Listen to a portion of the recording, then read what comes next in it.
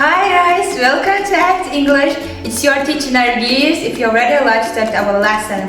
Bugun bizda 3-chi dars kishilik olmoshlari. Bosh bu siz bilgan men, sen, u, biz, siz, ular. Demak, bizda quyidagi olmoshlar bor. Birma-bir o'rganib chiqamiz. I, men. Bittagina harfdan iborat I, men. Ikkinchi olmoshimiz you, bu sen degani. You, sen. Keyingisi he, she, it. Ingliz tilida biz u so'zini 3 xil shaklda aytamiz. Ya'ni o'g'il bolaga nisbatan, qiz bolaga nisbatan va jonsiz narsalarga nisbatan alohida olmoshlarni ishlatamiz. He o'g'il bolaga nisbatan u. She qiz bolaga nisbatan bu.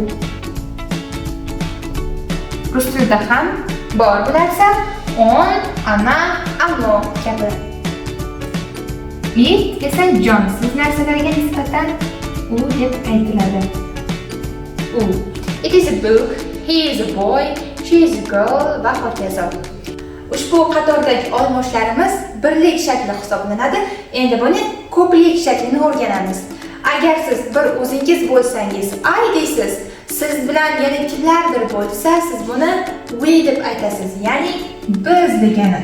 We. Biz. Agar ko'pchilikka nisbatan siz deb aytmoqchi bo'lsangiz, you deysiz. Bu hurmat ma'nosida ham you deyiladi, birlik shaklida ham you deyiladi. Keyingisi esa they, ular.